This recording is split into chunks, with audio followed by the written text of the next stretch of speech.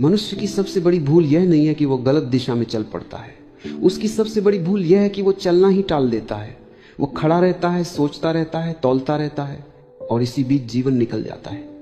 जीवन प्रतीक्षा नहीं करता, समय किसी के लिए रुकता नहीं। लेकिन मनुष्य ये भ्रम पाल लेता है कि पहले सब स्पष्ट हो जाए, पहले भरोसा आ जाए, पहले भय मिट जाए, पहले मन तैयार हो जाए, तब वह शुरू करेगा। और यही वह बिंदु है जहां से पतन शुरू होता है, क्योंकि जीवन में कभी भी कोई शुरुआत पूर्ण स्पष्टता के साथ नहीं होती। स्पष्टता शुरुआत के बाद आती है, पहले नहीं। मन का स्वभाव है रोकना, मन का काम है डर पैदा करना। मन भविष्य में जीता है, इसीलिए वह हमेशा संभावनाओं को खतरे की तरह देखता है।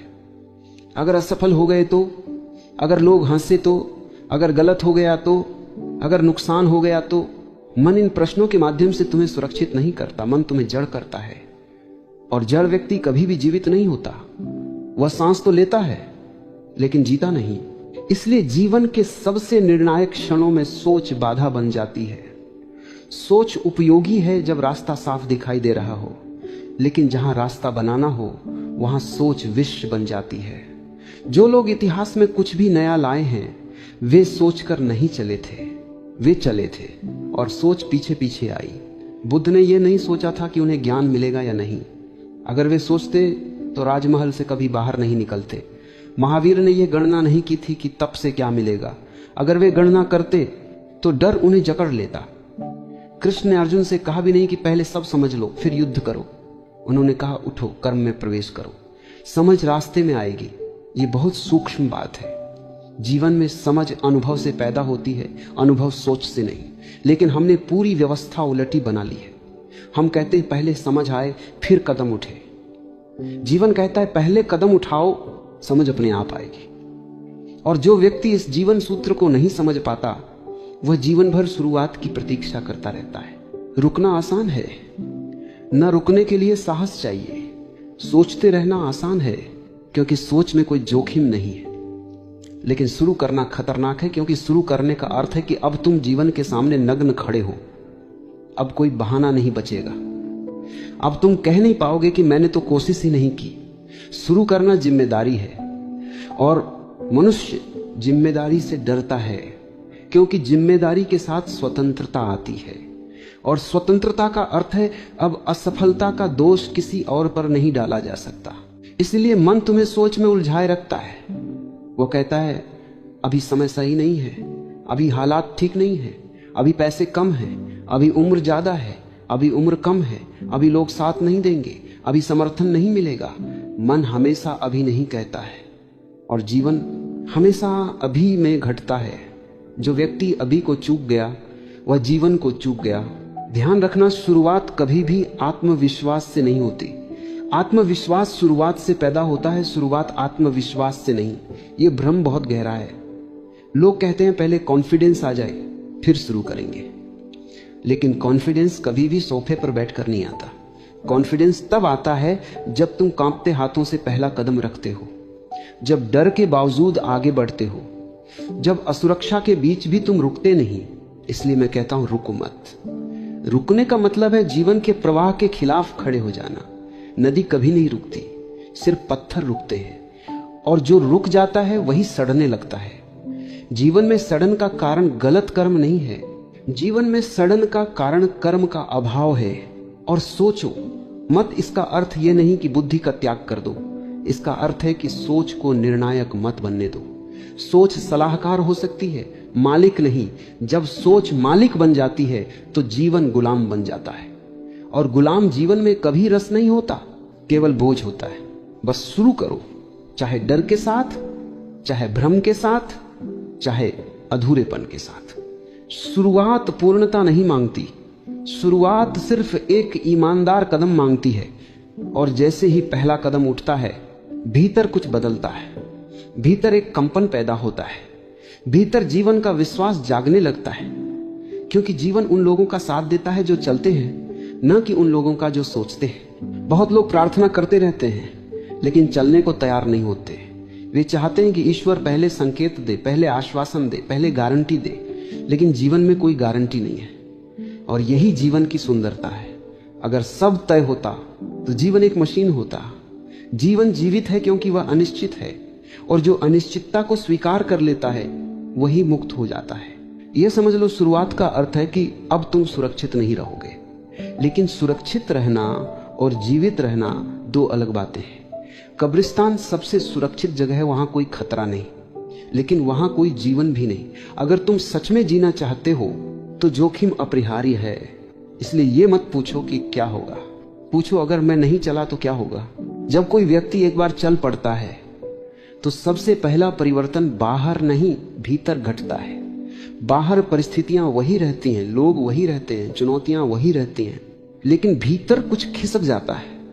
भीतर जो अब तक डर के कारण सिकुड़ा हुआ था वह फैलने लगता है। यह फैलाव ही जीवन का पहला संकेत है। जीवन संकुचन में नहीं, विस्तार में घटता है। जो रुकता है वह सिकुड़ता है, जो चलता है वह फैलता है। और फैलते ही व्यक्ति को पहली बार अनुभव होता है कि डर उसका शत्रु नहीं था, वह सिर्फ ऊर्जा था जिसे उसने समझा नहीं था। डर हमेशा उसी जगह होता है जहां संभावना होती है। जहां कोई संभावना नहीं वहां डर भी नहीं। इसलिए निर्जीव लोगों में डर कम होता है और जीवित लोगों में डर अधिक। डर इस बात का प्रमाण है कि कुछ नया जन्म लेने वाला है, लेकिन मनुष्य डर को देखकर पीछे हट जाता है। वह यह नहीं देख पाता कि डर दरअसल उस द्वार की रक्षा कर रहा है जिसके पार नया जीवन खड़ा है। जो व्यक्ति डर के बावजूद आगे बढ़ता है वही पहली बार जान पाता है कि डर से भागने की जरूरत नहीं थी, डर को पार करने की जरूरत थी। जब तुम चलते हो तो जीवन तुम्हें सिखाना शुरू करता है। जीवन का शिक्षण पुस्तकों से नहीं होता, अनुभव से होता है, और अनुभव केवल चलने वाले को मिलता है। जो बैठा रहता है वह सिर्फ कल्पनाएं करता है, और कल्पनाएं कभी तृप्ति नहीं देती, वे और भूख पैदा करती हैं। इसलिए सोचने वाला आदमी ज्यादा बेचैन होता है और जीने वाला आदमी धीरे धीरे शांत होने लगता है। शुरुआत के बाद मन कई बार तुम्हें डराएगा, क्योंकि उसका पुराना अधिकार छिन रहा होता है। अब तक वह तुम्हें रोककर राजा बना बैठा था, अब तुम मालिक बनने लगे हो। मन बीच बीच में कहेगा, देखा मैंने कहा था ना, यह ठीक नहीं है। मन हर कठिनाई को असफलता का प्रमाण बना देगा, लेकिन समझ लेना, कठिनाई असफलता नहीं है, कठिनाई गहराई है। जो भी वास्तविक होता है वह आसान नहीं होता, जो आसान है वह सतही होता है। और जैसे जैसे तुम चलते रहते हो, एक दिन तुम पाओगे कि तुम्हारी चाल बदल गई है। अब तुम लक्ष्य के लिए नहीं चल रहे, अब चलना ही लक्ष्य बन गया है। यही वह क्षण है जहां कर्म ध्यान बन जाता है। अब तुम इसलिए नहीं करते कि कुछ मिलेगा, तुम इसलिए करते हो क्योंकि करना ही आनंद है। और जिस दिन कर्म साधन नहीं रहता, साध्य बन जाता है, उसी दिन व्यक्ति बंधन से मुक्त हो जाता है। तब सोच अपने आप शांत होने लगती है, क्योंकि सोच की जरूरत तभी होती है जब जीवन से संपर्क टूट गया हो। जब जीवन से सीधा संपर्क हो जाता है तो सोच अप्रासंगिक हो जाती है। तब तुम जीवन को जीते हो, समझते नहीं। तब तुम निर्णय नहीं लेते, निर्णय घटते हैं। तब तुम रास्ता नहीं चुनते, रास्ता तुम्हें चुन लेता है। यही वह बिंदु है जहां विश्वास पैदा होता है। लेकिन यह विश्वास किसी शास्त्र से नहीं आता, किसी गुरु से नहीं आता, किसी सिद्धांत से नहीं आता। यह विश्वास अपने ही अनुभव से आता है। तुमने देखा कि जीवन ने तुम्हें गिराया नहीं, तुमने देखा कि हर ठोकर ने तुम्हें थोड़ा और जागरूक बनाया, तुमने देखा कि हर असफलता ने तुम्हें भीतर से मजबूत किया। और तब धीरे धीरे ये भरोसा जमने लगता है कि जो भी होगा उससे भागने की जरूरत नहीं है। तब रुको मत केवल एक वाक्य नहीं रह जाता, वह तुम्हारी जीवन दृष्टि बन जाता है। तब तुम जानते हो कि रुकना ही मृत्यु है। तब सोचो मत का अर्थ यह नहीं रहता कि तुम मूर्ख हो गए हो, बल्कि इसका अर्थ होता है कि अब जीवन को टालने के लिए सोच का उपयोग नहीं करते और बस शुरू करो। अब कोई प्रेरक नारा नहीं रहता, बल्कि तुम्हारी सहज अवस्था बन जाता है। ऐसे व्यक्ति के जीवन में एक गहरी शांति होती है। वह भागता नहीं लेकिन रुकता भी नहीं। वह लक्ष्य के पीछे पागल नहीं होता लेकिन दिशाहीन भी नहीं होता। वह जानता है कि जीवन कोई समस्या नहीं है जिसे हल किया जाए, जीवन एक रहस्य है जिसे जिया जाए। और अंत में यही कहना है, जो व्यक्ति शुरुआत से डरना छोड़ देता है वह जीवन से डरना छोड़ देता है, और जो जीवन से डरना छोड़ देता है वही वास्तव में मुक्त होता है। मुक्त होने के लिए कहीं जाना नहीं पड़ता, कुछ पाना नहीं पड़ता, बस रुकना छोड़ना पड़ता है। यही अंतिम सूत्र है। जो रुका नहीं वही पहुंचा।